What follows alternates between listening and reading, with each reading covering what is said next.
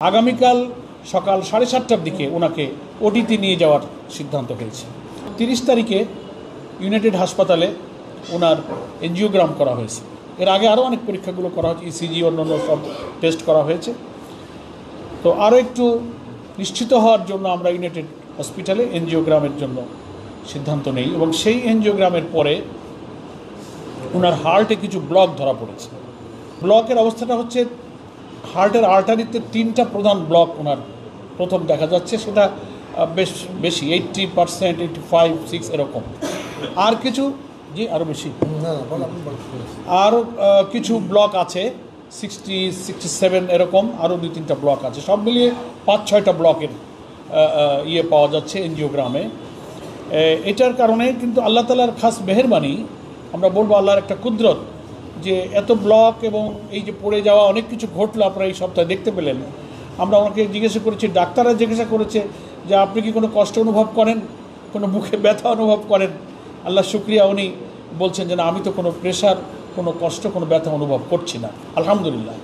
এতটা অসুস্থতায় কিন্তু অনেকে বহু রকম আলামত এবং কষ্ট বোধ করেন।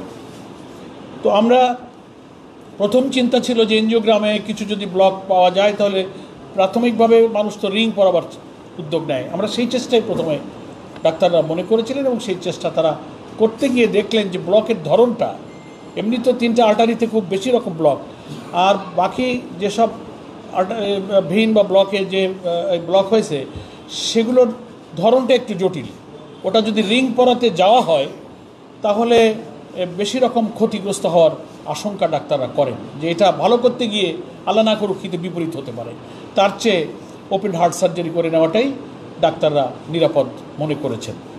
এবং এরপরে আমাদের ডাক্তারদের সঙ্গে মত বিনিময় করা হয়েছে। দেশের একেবারে সেরা সেরা কার্ডিয়াক সার্জন, অভিজ্ঞ ডাক্তাররা এই 2-3 দিনে আমরা তাদের সাথে বিভিন্ন দফায় দফায় বোর্ড করা, এবং আমাদের সংগঠনের মধ্যে যারা নেতৃবৃন্দের মধ্যে ডাক্তার আছেন, ডক্টর আব্দুল মোহাম্মদ তাহির, আমাদের নায়েবে আমির, আরও যারা আছেন ডাক্তারদের মধ্যে, সকলে মিলে আমরা একটা চিন্তার ঐক্যমতে আসবার চেষ্টা করেছি এবং সেখানে আমরা আল্লাহর মর্জি, আল্লাহ ভরসা করে সিদ্ধান্ত নিয়েছি যে ওনাকে ওপেন হার্ট সার্জারি ইনশাআল্লাহ করতে হবে। ওনার পরিবার, উনি নিজে সহ আমরা সকলেই সর্বসম্মতভাবে সারে সদর হয়ে আল্লাহ ভরসা করে আমরা এই সিদ্ধান্ত গ্রহণ করেছি। কেউ কেউ বলেছিলেন যে তাহলে যেহেতু ব্লকের পরিমাণটাও বেশি, ওনার বয়স ইত্যাদি কারণ ওনাকে দেশের বাইরে পাঠানো হোক। অনেক আপনজনেরাই এই পরামর্শ দিয়েছেন, আমাদের মধ্য থেকেও দেওয়া হয়েছে, ফ্যামিলির সদস্যদের মধ্যে থেকে বলা হয়েছিল, কিন্তু উনি সম্মতি দেননি। সম্মতি না দেওয়ার প্রধান কারণ হিসেবে উনি বলেছেন যে বাংলাদেশে কার্ডিয়াক চিকিৎসার ব্যাপারে যথেষ্ট উন্নত এবং উনি এটার উপরে আস্থা রাখেন। আর একটা বড় কথা হলো যে ওনার মতো একজন দায়িত্বশীল ব্যক্তি, যিনি একটি দলের প্রধান এবং জাতীয় নেতা হিসেবে কোটি কোটি মানুষের কাছে উনি পরিচিত, সম্মানিত, উনি যদি ওনার ট্রিটমেন্টের জন্য দেশের চিকিৎসা না নিয়ে দেশের বাইরে চলে যান তাহলে জনগণের কাছে কি মেসেজ যাবে? সাধারণ মানুষ মনে করবে তাহলে বোধহয় আমাদের দেশের চিকিৎসা ব্যবস্থা বা ডাক্তারদের ব্যাপারে উনি কনফিডেন্স রাখছেন না, কনফিডেন্স লেভেলটা হয়তো একটু আন্ডারমাইন করা হবে। তো উনি সেটা মনে করেন না। উনি মনে করেন আমাদের দেশে কার্ডিয়াক ট্রিটমেন্ট এবং ডাক্তারদের উপরে আমার আস্থা আছে, ফলে আমি দেশেই চিকিৎসা নিতে চাই। ওনার এই সিদ্ধান্ত মতামত ডাক্তাররা গ্রহণ করেছেন এবং আমরা সংগঠন এটার উপরে আল্লাহ ভরসা করে একমত হয়েছি যে উনি দেশেই চিকিৎসা নেবেন এবং সেটা ইউনাইটেড হাসপাতালেই ওনার অপারেশন হবে।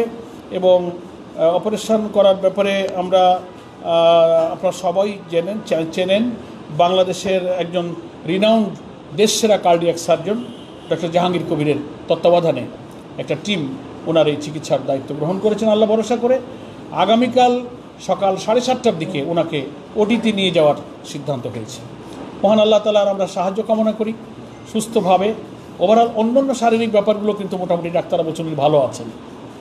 For more updates, follow us on Facebook, subscribe our YouTube channel, get the latest update on www.daily-sun.com.